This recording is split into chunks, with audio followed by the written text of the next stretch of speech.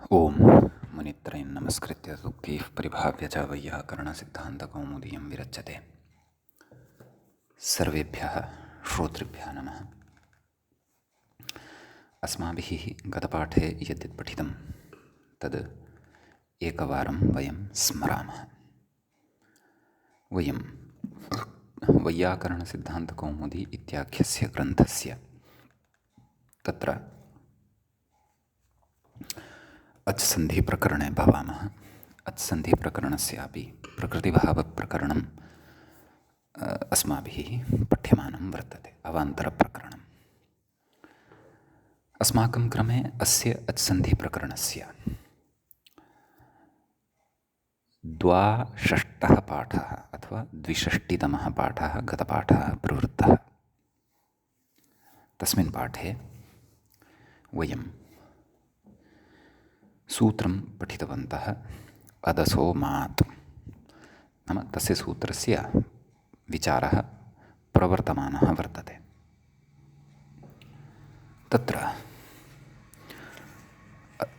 अदसो मात् इत्यस्मिन् सूत्रे रामकृष्णौ अमू आसाते इति उदाहरणे अमू इत्यस्य तत्र प्रगृह्यसंज्ञा अदसो मात् इत्यनेन सूत्रेण भवति इति अस्माभिः तत्र दृष्टं। प्रकृते उदन्तत्वं यद्यपि द्विवचनस्य लभ्यते, परन्तु तथापि ईदूदे द्विवचनं प्रगृह्यम् इत्यनेन सूत्रेण तत्र प्रगृह्यसंज्ञा वक्तुं न शक्यते। कुतः? यत् ईदूदे द्विवचनं प्रगृह्यम् इत्यस्य मते अमू इत्यस्मिन् प्रयोगे तत्र मत्वस्य ऊत्वस्य च असिद्धत्वं वर्तते।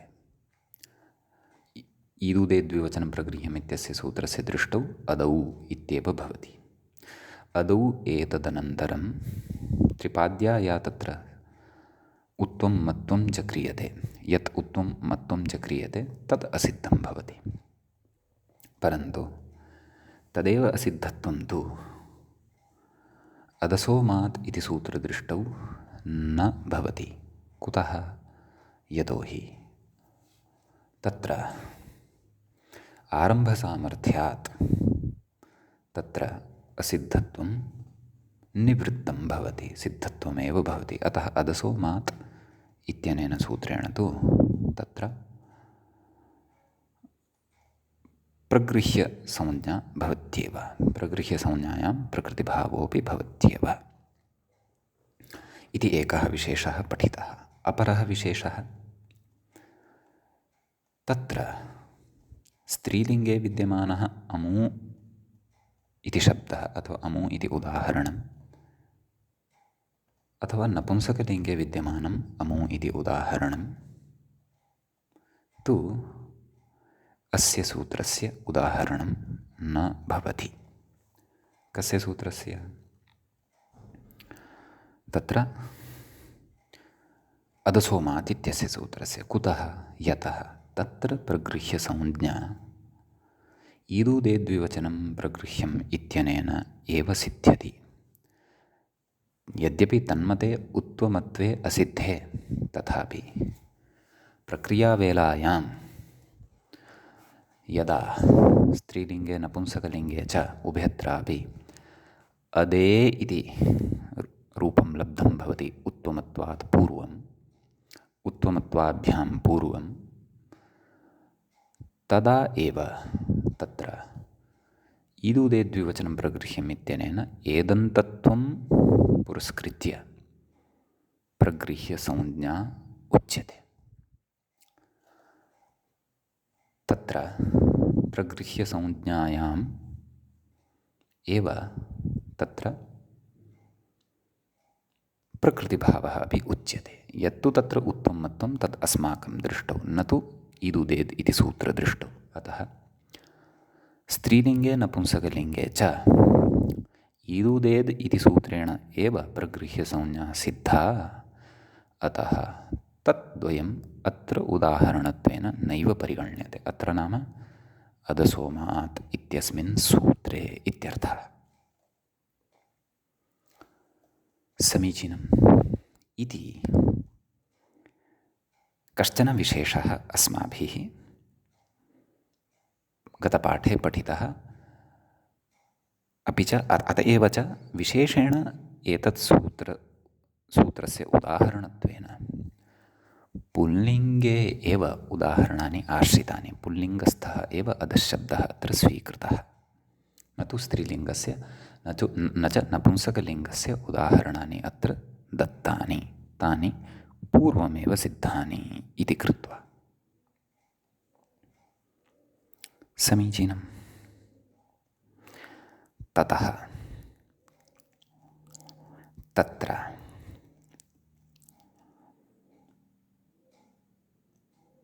अस्माभिः व्याख्यायाः नाम पाठस्य अन्ते व्याख्यायाः पङ्क्तिः एवमासीत्। अतः पुल्लिङ्गः एव अधःशब्दः अत्रोदाहरणम् इति प्रदर्शयितुं रामकृष्णौ इत्युक्तम्।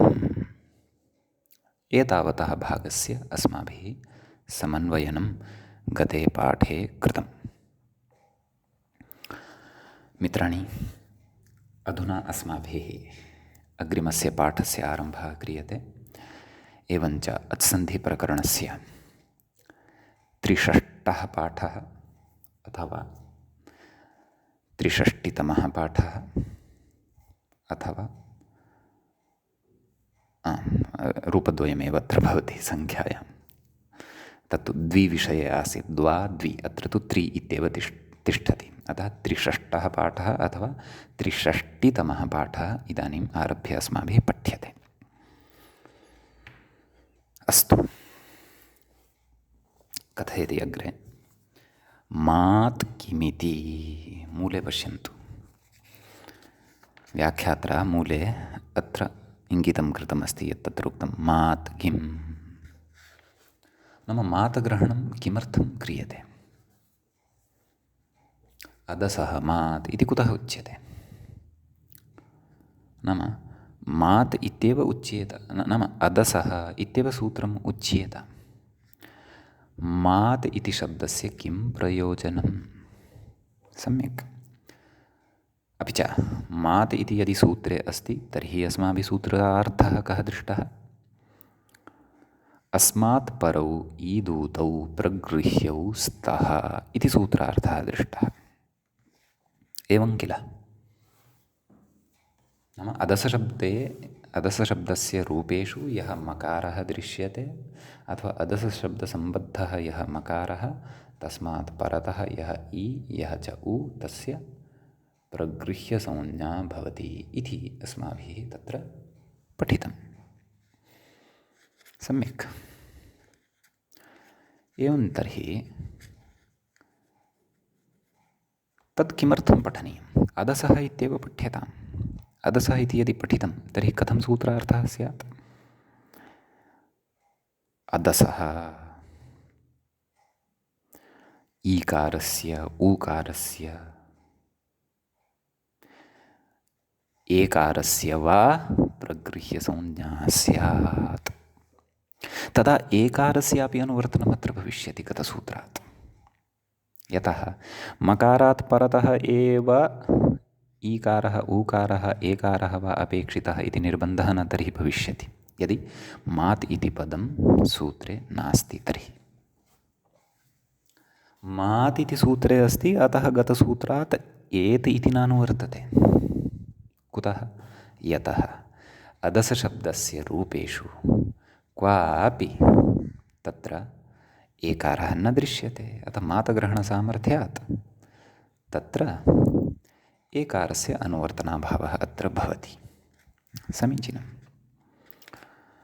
तर्हि तत्र उच्यते भवतु एकारस्यापि अनुवर्तनं, कः क्लेशः इति चेत् क्लेशः अस्ति। स च क्लेशः क्व वर्तते तदिदानीम् अग्रे उच्यते। तत्र एतावता अदसशब्दस्य अस्माभिः 3 लिङ्गेषु रूपाणि दृष्टानि खलु। तेषु क्वापि मकारात् परतः एकारः न दृष्टः, परन्तु क्वचित् अदसशब्देन निर्मिते रूपे एकारः दृश्यते भोः। सः एकारः मकारात् परतः न स्यात्, परन्तु दृश्यते। तर्हि भवताम् आश्चर्यं स्यात् इदानीम्, एवं वा? अस्माभिः तु त्रिषु लिङ्गेषु रूपाणि दृष्टानि अदसशब्दस्य, क्वापि एकारः न लक्षितः एव। तर्हि किं तादृशं रूपं यस्मिन् एकारः दृश्येत इति चेत् तद् अग्रे ज्ञास्यते। कथयति, व्याख्यातारमनुसरामः। मात् किमिति अदसः इत्येव सूत्रमस्तु। मादग्रहणस्य किं प्रयोजनम् इति प्रश्नः उत्तरं ददाति। अमुकेऽत्र, मूले पश्यन्तु, अमुकेऽत्र, तत्र सन्धिकार्यमस्ति। अमुके अत्र,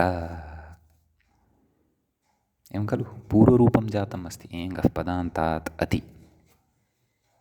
अमुके इत्यत्र एकारः अस्ति, ततः परतः अत् अस्ति अत्र इत्यस्य, अतः पूर्वपरयोः स्थाने पूर्वरूपं जातं वर्तते।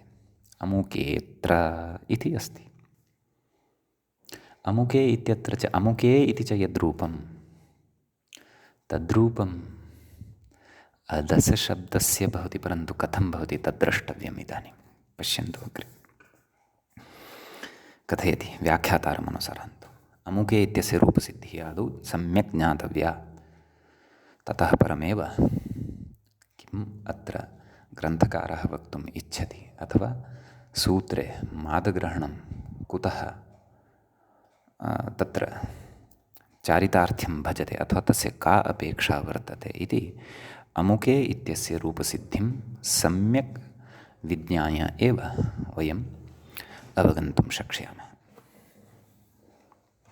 किं कथयति?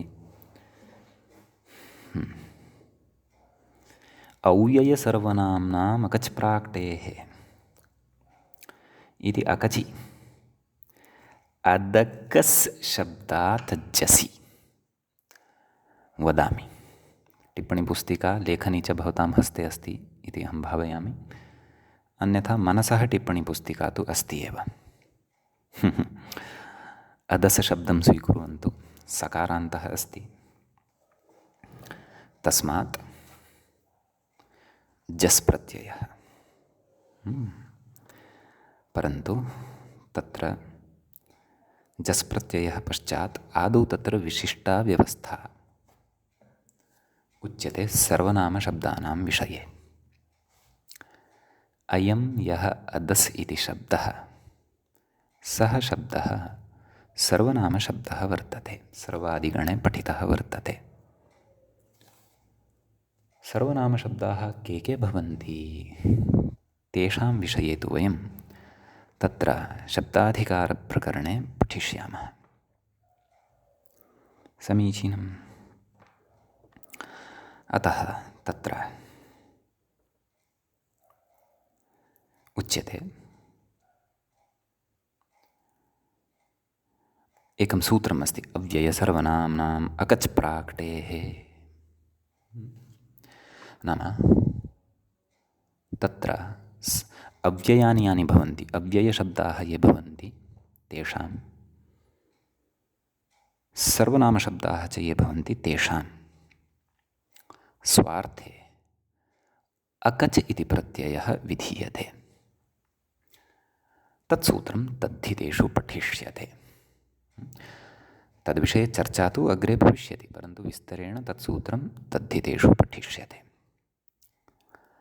तच्च तेन च कः प्रत्ययः विधीयते? अकच्।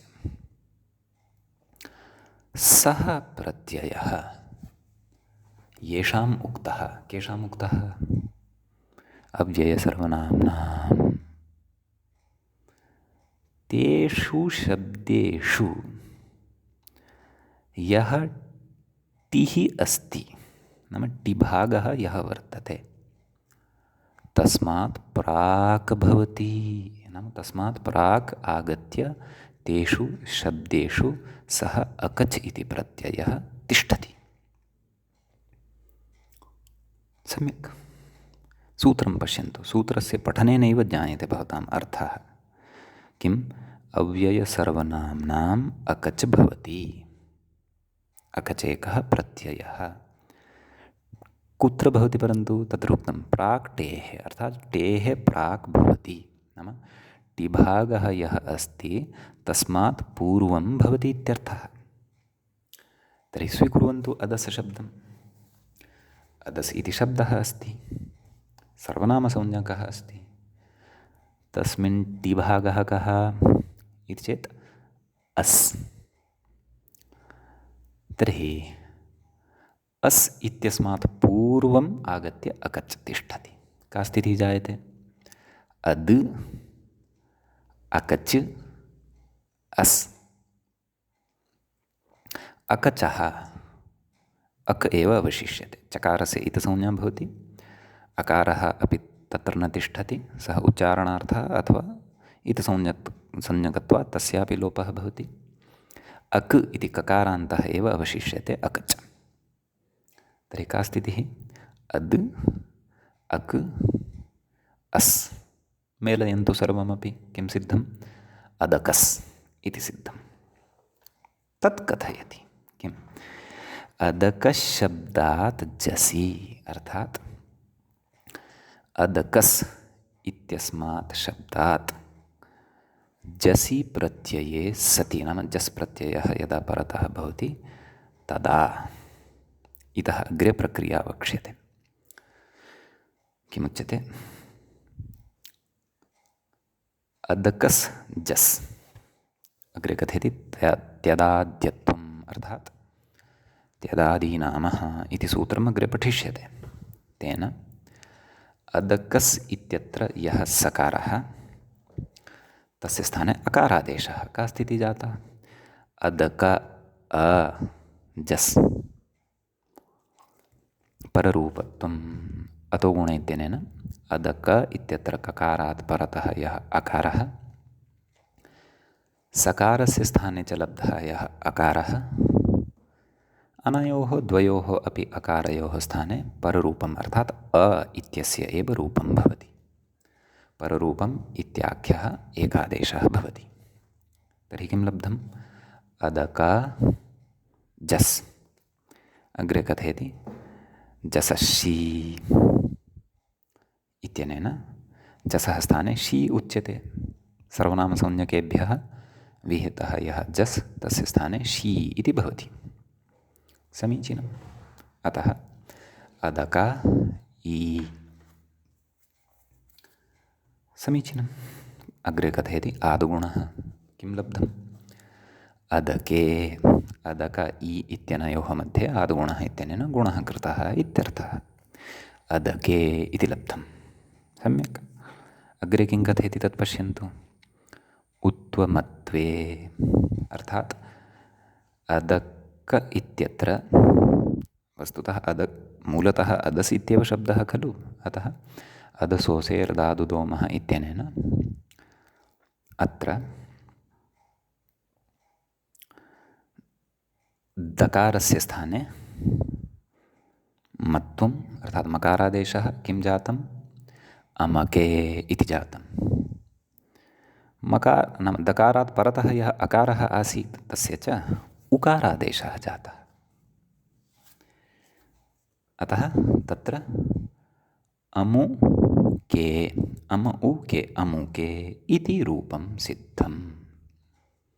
बहुवचने, एकवचने अमुकः, द्विवचने अमुकौ, द्विवचने अमुके इति रूपं भवति। एवं तर्हि तत्र अमुके इति रूपम् अदसशब्दादेव लब्धम्। तत्र एकः न्यायः भवति। अत्र भवन्तः एवं चिन्तयितुं शक्नुवन्ति अथवा शङ्कां कर्तुं शक्नुवन्ति यत् भोः अत्र अदसशब्दः न, अत्र तु अदकस् शब्दः अस्ति। यतः शुद्धशब्दः तु अदस् शब्दः वर्तते, सूत्रे च अदसोमात् इत्युच्यते। इति चेत् अदकसशब्दः अपि अदसशब्दः एव अस्ति। कुतः? तत्र एकः न्यायः वर्तते। कः न्यायः? तन्मध्ये पतितस्तद्ग्रहणेन गृह्यते।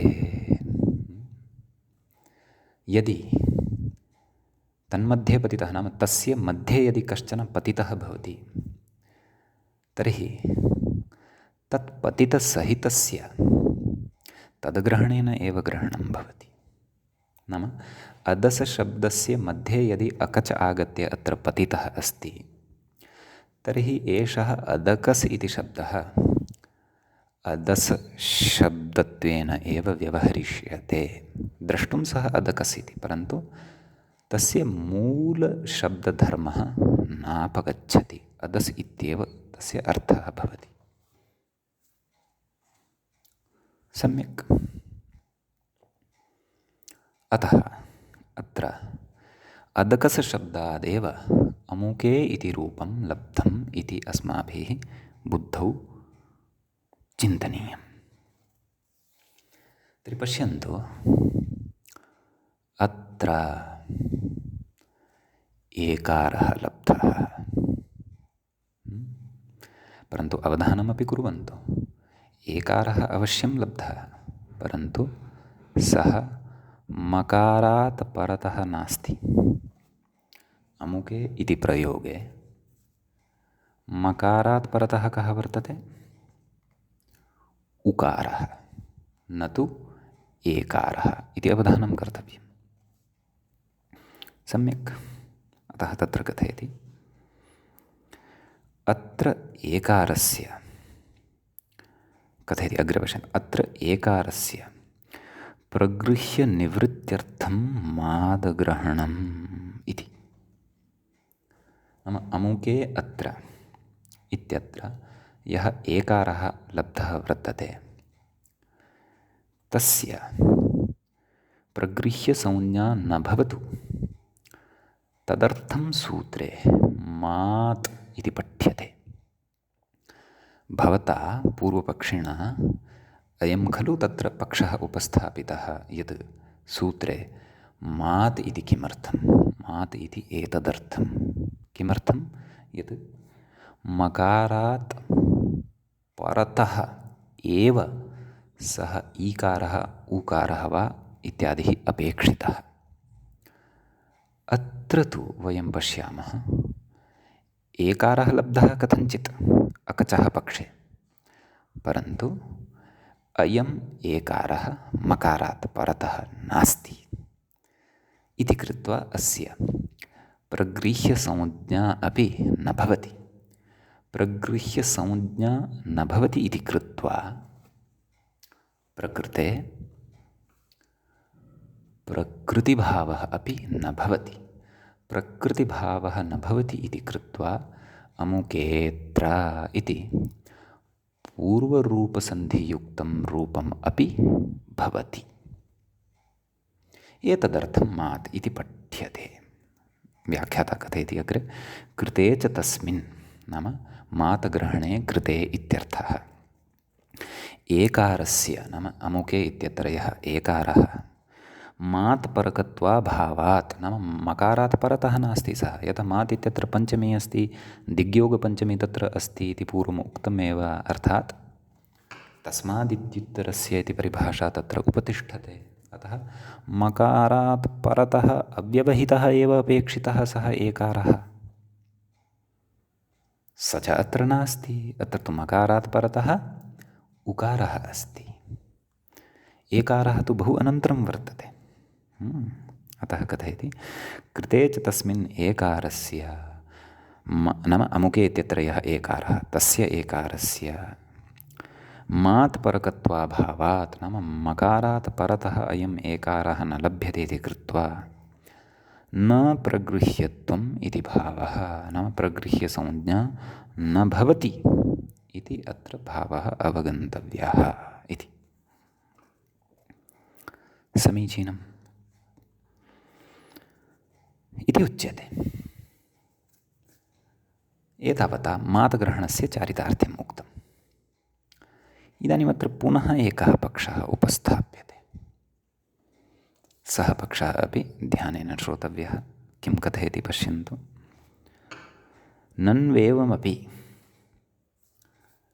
मादग्रहणं व्यर्थं। नाम एतावद् विवरणेनापि भवता मादग्रहणं यद् क्रियते तद् व्यर्थं। कुतः कथयति। एदग्रहणम् अनुवर्त्य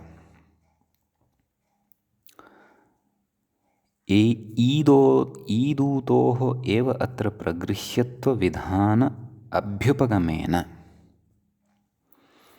अमुके इत्यत्र प्रगृह्यत्वप्रसक्तेः अभावात् इति।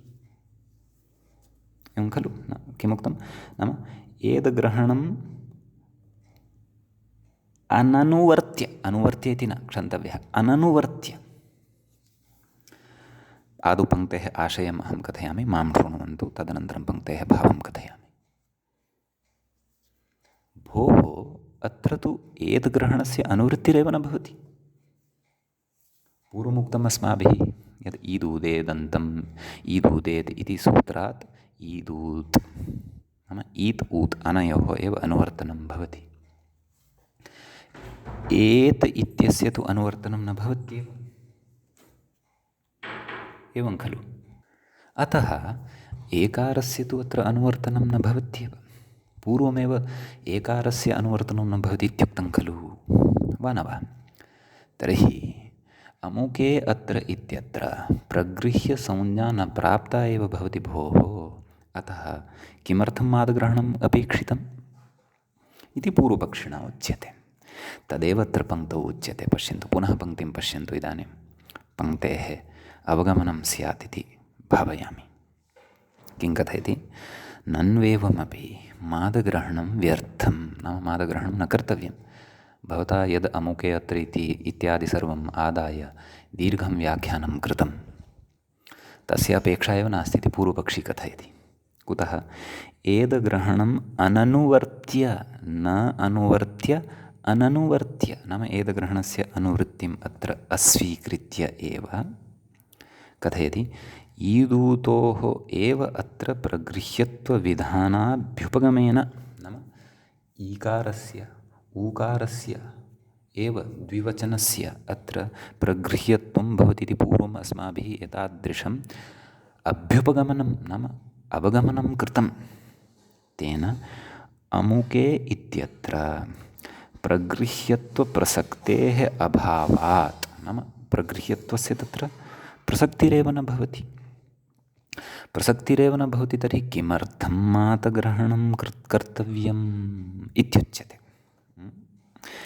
तर्हि पूर्वपक्षिणः कृते उच्यते, भोः अस्तु, भवतः बुद्ध्यनुसारं पूर्वपक्षः सम्यक् स्थापितः उपस्थापितः, चिन्ता नास्ति। परन्तु शृणोतु अधुना, मातग्रहणम् अपेक्षितमेव। कुतः तत् कथयति अग्रे। असतीति मूले पश्यन्तु किमुक्तम्। असति माद्ग्रहणे एकारोऽप्यनुवर्तेत। यदि सूत्रे भवान् मातग्रहणं न करोति, असति न सति असति, कस्मिन् असति, मादग्रहणे असति, अर्थात् सूत्रे यदि मादग्रहणं न क्रियेत तर्हि एकारस्यापि अनुवर्तनं भविष्यति भोः। कुतः। ईदूदेत् इत्यतः। अर्थात् भवता एतत् पूर्वं श्रुतं खलु, नाम एकारः नानुवर्तते। तत्र कारणं किम्। अत्र मादग्रहणमेव कारणं।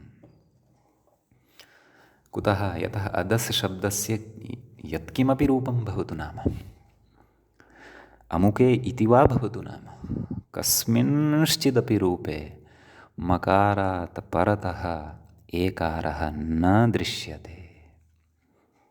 परन्तु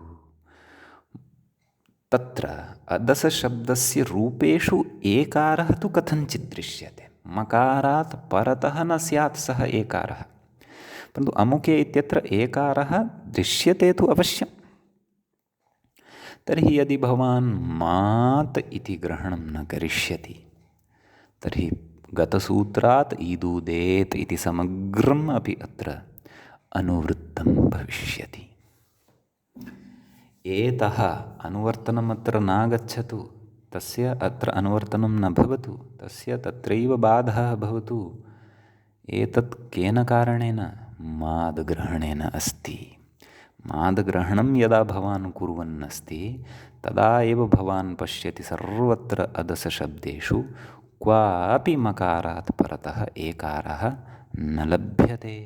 अतः यद्भवान् एतत् सर्वं वदन् अस्ति दार्ढ्येन यत् ईदुदेतोः एव अत्र अनुवर्तनं भवति, एतः इत्यस्य अनुवर्तनं न भवति, तत् किमर्थं न भवति? तत्र कारणं किम् अस्ति?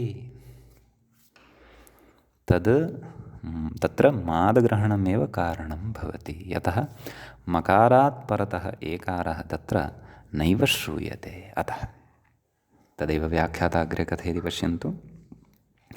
अदसोमात् इत्यत्र ईदुदेताम् एकसमासपदोपात्तानां मध्ये नाम तत्र ईदुदेताम् ईदुदेत् इति पूर्वं पठितं खलु, तत्र समस्तपदं तदेकमेव। एकस्मिन्नेव पदे त्रयः अपि पठिताः, ईदपि ऊदपि एदपि। अतः एकसमासपदोपात्तानां नाम एकस्मिन् एव समस्तपदे उपात्तानां नाम गृहीतानाम् अथवा पठितानां मध्ये ईदुतोः द्वयोः अनुवृत्तौ एतः अपि अनुवृत्तिप्रसक्तौ मादग्रहणात् एतः अनुवृत्तिः प्रतिबद्धा इति। नाम एकस्मिन्नेव पदे त्रयः अपि पठिताः, अतः त्रयाणामपि अत्र अनुवर्तनं स्यात् यदि मादग्रहणं न कुर्यात् भवान्। यद्यपि तत् सत्यं, क्वचिदेकदेशोऽप्यनुवर्तते इति मया पूर्वमुक्तं, परन्तु अदसशब्दस्य रूपेषु एकारः न दृश्यते यदि, तर्हि तत् अदसशब्दस्य रूपेषु तु एकारः अपि दृश्यते। अस्माभिः अधुनैव अमुके इति रूपं साधितम् अदसशब्दात् अकच प्रत्ययं कृत्वा। अतः यदि मादग्रहणं भवान् न करोति तर्हि एकसमासोपात्तानां त्रयाणामपि ईदुदेताम् अत्र अनुवर्तनं स्यात्। ततः सूत्रार्थः कः स्यात्?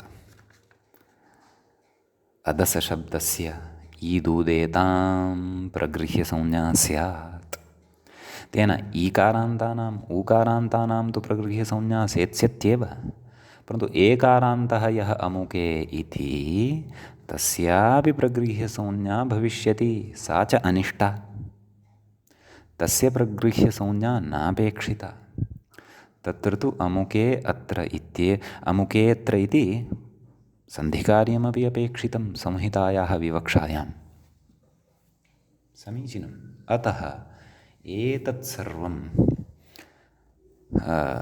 तत्र अन्वाख्यातुं शब्दानां व्युत्पादनम् अपेक्षितानां साधुत्वपूर्वकं कर्तुं सूत्रे मादग्रहणं सूत्रकारेण अतीव विचिन्त्य कृतं वर्तते इत्यर्थः।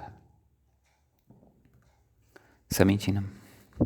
अग्रे कथयति। किं कथयति तत् पश्यन्तु। मादग्रहणाभावे तु बाधकाभावात् एतोऽप्यनुवृत्तिः स्यात्। नाम मादग्रहणं यदि भवान् न करोति तर्हि बाधकस्य अभावे, नाम तस्य कश्चन बाधकः एव न उक्तः, तर्हि एतः अपि नाम ईदुदेत् इत्यतः एत् इत्यस्यापि अनुवर्तनं स्यादेव इत्युच्यते। ततः किं? ततः कथयति अग्रे। ततश्च अमुके इत्यत्रापि एकारस्य प्रगृह्यत्वप्रसक्तौ तन्निवृत्त्यर्थं मादग्रहणं, नाम अमुके इत्यत्र एकारस्य प्रगृह्यत्वं न स्यात्, नाम प्रगृह्यत्वस्य प्राप्तिः भवति यदि मादग्रहणं न क्रियते। तस्याः प्रगृह्यत्वप्रसक्तेः निवृत्तिः भवतु, अर्थात् प्रगृह्यसंज्ञायाः निवृत्तिः भवतु। एतदर्थं सूत्रे मादग्रहणं कृतं वर्तते। अग्रे कथयति, कृते तु तस्मिन्, अर्थात् कृते तु मादग्रहणे एतः अनुवृत्तिप्रतिबन्धात्, नाम एत इत्यस्य अनुवर्तनं न भविष्यति। कुतः? यतः मकारात् परतः क्वापि एकारः न दृश्यत्येव, तर्हि वृथा कार्यं कर्तव्यं वा? न, तर्हि तस्य तत्रैव बाधः भवति। कथयति, एतः अनुवृत्तिप्रतिबन्धात् अमुके इत्यत्र न प्रगृह्यत्वं, नाम अमुके इत्यत्र प्रगृह्यसंज्ञा न भवति इत्यर्थः। सम्यक् कथयति अग्रे, तथा च एकारानुवृत्तिफलकं, क्षन्तव्य, एकाराननुवृत्तिफलकं, नाम एकारस्य अनुवृत्तिः फलं यस्य तत् एकारानुवृत्तिफलकं, बहुव्रीहिः वर्तते अत्र। एकाराननुवृत्तिफलकम्, एकारस्य अननुवृत्तिः, क्षन्तव्यः, पुनरपि सम्यक् विग्रहं कथयामि। एकारस्य अननुवृत्तिः फलं यस्य तत् एकाराननुवृत्तिफलकं, समासान्तः कप्रत्ययः अत्र वर्तते, समासेषु तत् पठिष्यते, समासान्तेषु। कथयति, मादग्रहणम् इति भावः, अतः एव अत्र मादग्रहणं कृतं वर्तते इति भावः वर्तते। कस्य मूले? असति मादग्रहणे एकारोऽप्यनुवर्तेत इत्यस्य वचनस्य, अपि च मादग्रहणस्य इदं प्रयोजनं वर्तते। मित्राणि, महती सूक्ष्मेक्षिका सूत्रकारस्य वर्तते। भगवान् भाष्यकारः पतञ्जलिः कथयति, न किञ्चिदपि अस्मिन् शास्त्रे अनर्थकम् अहं पश्यामि। महता प्रयत्नेन प्राङ्मुखः शुचावकाशे दर्भपवित्रपाणिः आचार्यः महता यत्नेन सूत्राणि प्रणयति स्म। तत्राशक्यं वर्णेनाप्यनर्थकेन भाव्यं किं पुनर्यथा सूत्रेण। नाम सूत्रकारेण अतीव विचिन्त्य तत्र वर्णाः लिखिताः सन्ति, सूत्राणि रचितानि सन्ति। तर्हि वयम् ऊहां कर्तुं शक्नुमः यत् तस्य सूत्रकारस्य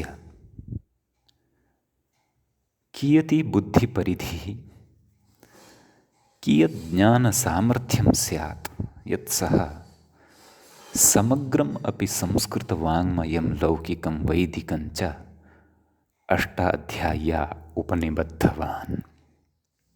अतः तदीया एषा व्यवस्था अस्माभिः तस्य हृदयं ज्ञात्वा एव स्वकीये हृदये अवतारयितुं शक्या। अतः धन्याः ते भवन्तः सर्वेपि ये यत्नेन प्रयत्नेन तस्याः एतां व्यवस्थाम् अवगन्तुं श्रमं कुर्वन्तः सन्ति। संस्कृतस्य अध्ययनं सरलं कार्यं नास्ति, परन्तु असम्भवम् अपि नास्ति। भवतु। एतावान् विशेषः अस्मिन् सूत्रे अस्माभिः पठितः। वयं प्रगृह्यसंज्ञाप्रकरणे एव स्मः। अस्य प्रकरणस्य तत्र अग्रिमं सूत्रम् अधुना अस्माभिः पठिष्यते। अग्रिमं सूत्रं भवति अष्टाध्यायिक्रमानुसारमेव शे इति। सूत्रम् एकपदात्मकं वर्तते। अस्मिंश्च सूत्रे अस्मिंश्च पदे प्रथमा विभक्तिः वर्तते, परन्तु सा प्रथमा विभक्तिः न श्रूयते, नाम लुकं प्राप्तः वर्तते। अतः लुप्तप्रथमाकम् इदं पदं भवति शे इति। तत्र व्याख्याता कथयति, एकपदं सूत्रं कथं विग्रहः कर्तव्यः? एकं पदं यस्मिन् तद् एकपदं किम् एतत् सूत्रं वर्तते इति। समीचीनं। तर्हि तत्र किं किम् अनुवर्तते इति द्रष्टव्यम्। किमपि नास्ति, ईदूदे द्विवचनं प्रगृह्यम् इत्यतः प्रगृह्यम् अनुवर्तते, प्रगृह्यम् इति पदम् अनुवर्तते। अतः कथयति अग्रे व्याख्याता, प्रगृह्यम् इत्यनुवर्तते इति। अग्रे कथयति, छन्दसीत्यनुवृत्तौ सुपां सुलुक्पूर्वसवर्णात् छेयाडाड्याया जालः इति विहितः शे इति एकारान्तः आदेशः प्रगृह्यः स्यात् इत्यर्थः। सूत्रस्य अर्थः पश्यन्तु, अर्थं पश्यन्तु। मूले किमुक्तं? तदाह किमाह? मूले किमाह? अयं प्रगृह्यः स्यात्। नाम अयं कः? शे इति। शे इति कः वर्तते? कश्चन आदेशः वर्तते। स च आदेशः यदि अवगन्तव्यः तर्हि अस्माभिः तत्र सप्तमाध्याये वेदविषये काचित् विशिष्टा व्यवस्था उक्ता वर्तते। तद्व्यवस्थासम्बद्धं सूत्रम् एकं पठनीयम्। तच्च सूत्रं भवति एवं। भवन्तः अष्टाध्यायीं पश्यन्तु। सप्तमाध्यायः वर्तते, प्रथमः पादः वर्तते, 29 सूत्रं च तत्र पश्यन्तु। सूत्रं भवति सुपां सुलुक्पूर्वसवर्णात् छेयाडाड्याया जालः। यद्यपि इदं सूत्रम् अस्माभिः विस्तरेण अग्रे वैदिकप्रक्रियायां पठिष्यते, परन्तु सद्यः प्रकृते प्रगृह्यसंज्ञाविधायकं शे इति सूत्रम् आरब्धं वर्तते इति कृत्वा कोऽयं शे इति शे इत्यस्य परिचयप्राप्त्यर्थं किञ्चित् सुपां सुलुक् इति सूत्रम् अस्माभिः चर्चनीयम् अस्ति। मुख्यांशे एव चर्चनीयम् अस्ति। इतः पूर्वम् अस्य सूत्रस्य श्रवणं मया कदाचित् कारितमासीत् अ इति सूत्रपठनवेलायाम्, अथवा तत्तत् सूत्रे विभक्तिलोपप्रसङ्गे। सम्यक्। तर्हि तत्सूत्रं किं कथयति? तत्सूत्रं कथयति सुपां, तत्र पश्यन्तु, प्रथमं पदं वर्तते। भवन्तः अत्रैव व्याख्यायामपि तत्सूत्रं द्रष्टुं शक्नुवन्ति, अथवा भवद्भिः अष्टाध्यायी दृश्यमाना यदि वर्तते तर्हि तत्र तु अवश्यमेव पश्यन्तु। सुपां षष्ठीविभक्तिः अस्ति। सुपः के? सु औजस् अम् औक्षस् इत्यतः आरभ्य ङीयोस् सुप् एतावत्पर्यन्तं ये भवन्ति सुपः तेषां सुपां षष्ठीविभक्तिः श्रूयते। अतः षष्ठीस्थाने योगः इति परिभाषा अत्र उपतिष्ठते, नाम तेषां स्थाने इत्यर्थः। एते आदेशाः भवन्ति के? ते सूत्रे एव पठिताः वर्तन्ते। के? सुलुक् पूर्वसवर्ण, एते के आदेशाः भवन्ति तान् कथयामि, विभज्य कथयामि। सुपां स्थाने सु इति एकः आदेशः, अपरः लुक् इति आदेशः, अपरः पूर्वसवर्ण इति आदेशः, अपरः आ इति आदेशः। अहं सूत्रं विभज्य कथयन्नस्मि। ततः अग्रिमः आदेशः आत् इति आदेशः, ततः अग्रिमः आदेशः, तत्र अवधानं कुर्वन्तु, शे, यः च सन्धिवशात् तत्र एवं श्रूयते, आच्छे, षष्ठ्योटि इति अग्रे पठिष्यते। तेन तस्य छत्वं जातं वर्तते। अतः आत् इति आदेशानन्तरं शे इति आदेशः। एवमेव अन्येपि आदेशाः भवन्ति, यथा या, डा, ड्या, याच्, आल्, एते सर्वेपि आदेशाः छन्दसि विषये गम्यमाने भवन्ति, वेदे भवन्ति इत्यर्थः। सम्यक्। तर्हि तत्र एषु सर्वेषु आदेशेषु शे इत्यपि एकः आदेशः वर्तते। सः आदेशः अत्र शे इत्यनेन सूत्रेण विवक्षितः वर्तते इत्यर्थः। सम्यक्।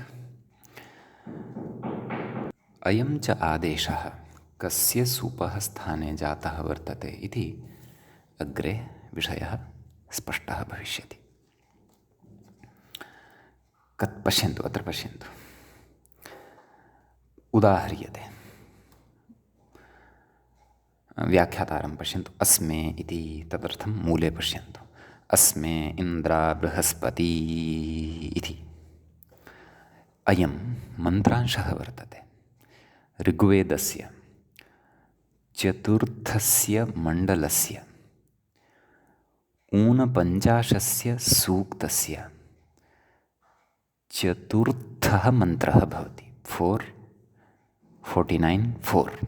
तस्मिन् मन्त्रे भवन्तः गत्वा यदि पश्यन्ति, ऋग्वेदम् उद्घाट्य यदि पश्यन्ति, तर्हि तत्र अस्मे इन्द्रा बृहस्पति इति मन्त्रांशः दृश्यते। तत्र अस्मे इति प्रयोगः खलु कृतः वर्तते। तस्य अर्थः कः? तस्य अर्थः वर्तते अस्मभ्यम्। अस्मभ्यम् इति क्व भवति? चतुर्थी विभक्तिः, चतुर्थ्यां विभक्तौ बहुवचने भवति। किम्? अस्मभ्यम् इति। तर्हि पश्यन्तु, येन पाणिनीयं न पठितं सः किं वेदार्थं कर्तुं शक्ष्यति वा? कदापि न कर्तुं शक्ष्यति। आम्, वेदार्थं कर्तुं वेदभाष्याणि द्रक्ष्यति। यद्यपि वेदार्थस्य निर्णयार्थं वेदभाष्याणि अपि द्रष्टव्यानि भवन्ति, परन्तु केन आधारेण वेदभाष्यकारेण वेदस्य एवं रीत्या व्याख्यानं कृतम्? अत्र कः नियमः? ऋषिणा प्रोक्तः अत्र कः नियमः प्रवर्तते इति एतत् सर्वं सः एव। अपि च वेदभाष्यकारेण समीचीनः अर्थः कृतः अस्ति वा अथवा विरुद्धः अर्थः कृतः अस्ति वा? वैदिकव्याकरणसम्बद्धः अयम् अर्थः सङ्गच्छते वा न वा इति निर्णयं कर्तुं स एव प्रभवति, यः व्याकरणं पठितवान् भवति। अतः एव भाष्यकारः कथयति, ब्राह्मणेन निष्कारणो षडङ्गो वेदोऽध्येतव्यः ज्ञेयश्च। निष्कारणं, कारणं न तत्र द्रष्टव्यं, प्रयोजनं न द्रष्टव्यं। मम एतत् किं लप्स्यते इति नैव। यदि ब्राह्मणत्वम् अवधारणीयं तर्हि षडङ्गः वेदः अध्येतव्यः। तत्र षट्सु, भाष्यकारः अग्रे कथयति, षट्सु अङ्गेषु प्रधानं व्याकरणं। प्रथमे एव पस्पशान्निकस्य इमानि वचनानि भवन्ति। षट्सु अङ्गेषु प्रधानं व्याकरणं, प्रधाने कृते यत्नः फलवान् भवति इति उच्यते। प्रधाने अङ्गे यदि यत्नं करोति, सम्यक्तया श्रमं करिष्यति, तर्हि सः यत्नः नूनमेव फलवान् भविष्यति। नाम शास्त्रान्तरेषु अपि अनायासमेव गतिमान् भविष्यति सः पाठकः भवतु नाम। अस्तु, ततः तत्र उच्यते, नाम अस्मे इत्यस्य अर्थः कः? अस्मभ्यम् इति। तत्र चतुर्थी बहुवचने कः सुप् आगच्छति? अस्मत् शब्दात् भ्यस् इति सुप् आगच्छति। तत्र सुपां सुलुक्पूर्वसवर्णात् छेया डाड्या याजालः इत्यनेन सूत्रेण अस्य भ्यस् इति सुपः स्थाने शे इति आदेशः क्रियते वेदे उक्तं खलु प्राक्तनपङ्क्तौ पश्यन्तु छन्दसि वृत्तौ तत्र सुपां लुक् भवन्तः सप्तमाध्यायमपि पुरतः स्थापयित्वा पश्यन्तः सन्ति यदि तत्र सुपां सुलुक् इत्यतः प्राक्तनमेव सूत्रं वर्तते किं त्वापि छन्दसि तथा छन्दसि इत्यनुवर्तते नाम वेदस्य अयं विषयः भवति इत्यर्थः सम्यक् तर्हि तत्र कथयति सुपां सुलुक् पूर्वसवर्णात् छेयाडाड्याजालः इति विहितः श्ये इत्येकारान् नाम यः शे इति विहितः एकारान्तः च सः शे इत्यस्य ए अवशिष्यते शकारस्य तु इति संज्ञा भवति तत्र तस्य आदेशस्य प्रगृह्यसंज्ञा भवति इति तत्र शे इत्यस्य सूत्रस्य अर्थः वर्तते इति सम्यक् ततः अग्रे वयम् अस्मे इत्यस्य रूपसिद्धिं पश्यन्तः एव स्मः अतः अस्मत् शब्दात् शे इति आदौ भ्यस् इति प्रत्ययः भवति वेदविषये गम्यमाने अस्य भ्यसः स्थाने शे इति आदेशः भवति अग्रे कथयति व्याख्याता लशक्वतद्धिते इति शकारः इत् नाम अत्र विद्यमानः यः शकारः वर्तते तस्य इत् संज्ञा भवति इत्यर्थः समीचीनं नाम शे इत्यत्र यः शकारः तस्य इत् संज्ञा भवति अतः एव उक्तवान् लशक्वतद्धिते इति शकारः इत् का स्थितिः जाता अस्मद्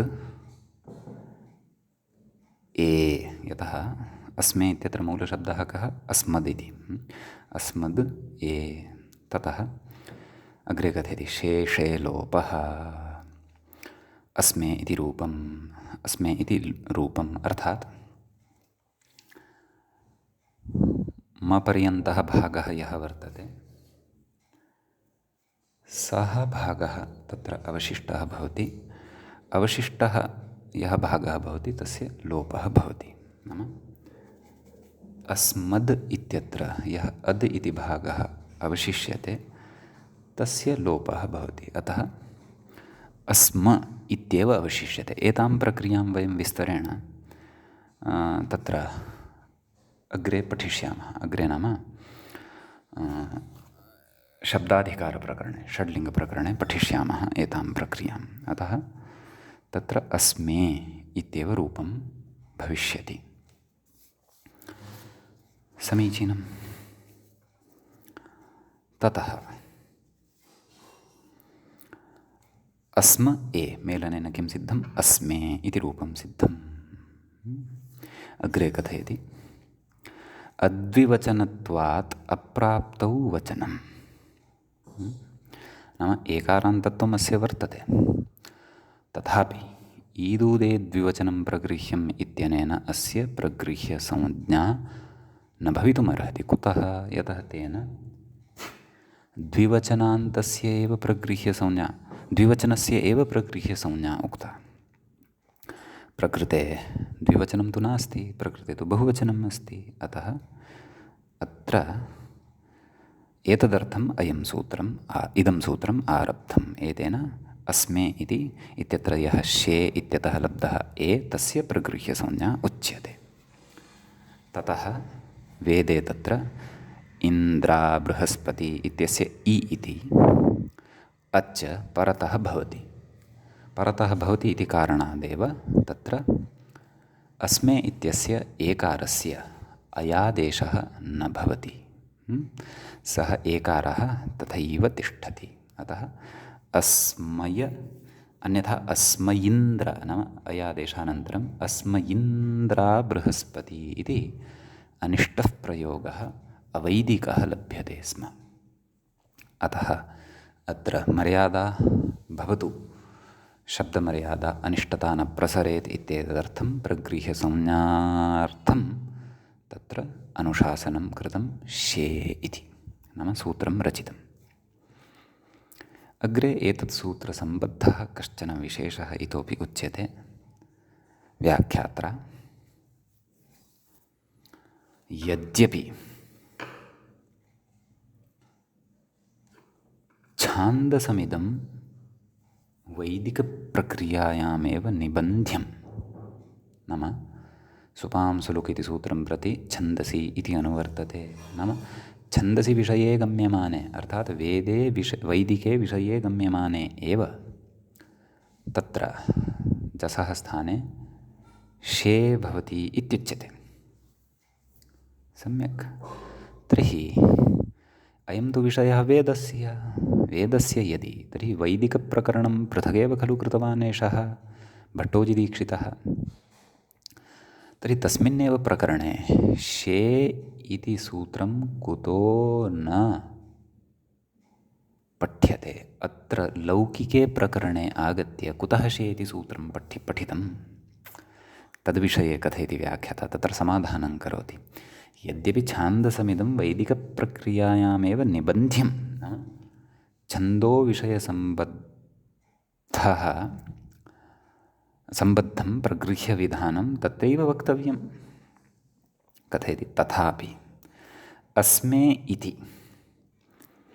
त्वे इति इत्यादि अवग्रहो नाम तदेव पदपाठकालः, ये पदकाराः पठन्ति। पदकाराः यदा पदपाठपरिचयं वैदिकमन्त्राणाम् अस्माकं कृते यदा पदानि विभज्य यदा पाठकानां सौकर्याय यदा पठन्ति तत्समये कथयति अस्मे इति त्वे इति इत्यादि अवग्रहे लोकार्थत्वस्यापि नाम पदपाठः तु लौकिकः स न वैदिकः। तत्र तु मूले पठितानां शब्दानां निर्देशमात्राय पाठः क्रियते। स च पाठः न वैदिकः, सः तु अवैदिकः लौकिकश्च। कथयति लोकार्थत्वस्यापि तत्र इति शब्दे परतः अस्मे इति एतादृशः अस्मे इति एतादृशः त्वे इत्यपि प्रयोगः भवति। त्वे इति इत्यादि अवग्रहे लोकार्थत्वस्यापि नाम लोके अपि तानि उदाहरणानि सन्धिकार्यं न प्राप्नुयुः। तत्रापि अस्मे इति इत्येव पदपाठवेलायां वक्तव्यं। त्वे इति इत्येव तत्र प्रकृतिभावयुक्तं रूपं पदपाठवेलायां वक्तव्यं। तच्च प्रगृह्यसंज्ञानन्तरमेव लप्स्यते, यतः प्रकृतिभावः प्रगृह्याश्रितः भवति। कथयति इत्याद्यवग्रहे लोकार्थत्वस्यापि सत्वात् नाम लोके अपि प्रयोगः भवतु एतदर्थम् इह तन्निबन्धनं नाम इह तस्य निबन्धनं तन्निबन्धनं तस्य कस्य अस्य शे इति सूत्रस्य निबन्धनं नाम अत्र तस्य पठनं कृतम्। कथयति पदपाठस्य आधुनिकत्वात् नाम पदपाठः यः वेदभाष्यकारैः क्रियते सः आधुनिकः भवति, सः न लौकिकः। क्षन्तव्यः, सः आधुनिकः लौकिकः भवति, सः न वैदिकः इत्युच्यते। अतः प्रकृते एताम् अवधारणामादाय एव शे इति सूत्रम् अत्र पठितवान् विचिन्त्य भट्टोजिदीक्षितवर्यः। यद्यपि तदीयस्य स्वस्य क्रमस्यापि प्रक्रियानुरोधेन प्रकरणविभागः अस्ति एव वयं जानीमः। तेन वैदिकप्रक्रिया इति प्रकरणं स्वरप्रकरणं च ग्रन्थस्य अन्ते पठितं वर्तते, स्वस्य ग्रन्थस्य अन्ते उत्तरार्धे। तत्रापि सः समग्रायाम् अष्टाध्याय्यां वेदसम्बन्धीनि यानि सूत्राणि भवन्ति, स्वरसम्बन्धीनि च यानि सूत्राणि तत्र आचार्येण पठितानि वर्तन्ते, तेषां सर्वेषामपि सूत्राणां तत्रैव पाठं करोति। अतः अयं कश्चन विशेषः एतत् सूत्रगतः भवति, यश्च अस्माभिः अत्र पठितः। इतः अग्रे सूत्रं पठिष्यते अस्माभिः अग्रिमपाठे निपात एका जना इति। तत्सूत्रम् अग्रिमे एव पाठे पठिष्यते, यतः तत्र सन्ति विशेषाः। एवञ्च अस्य पाठस्य अत्रैव उपसंहरणं क्रियते। मुनित्रयं नमस्कृत्य तदुक्तिः परिभाव्य च वैयाकरणसिद्धान्तकौमुदीयं विरच्यते। एवञ्च अत्सन्धिप्रकरणस्यास्य 63 पाठः अथवा 63तमः पाठः एषः सम्पन्नतां गतः। नमः सर्वेभ्यः श्रोतृभ्यः।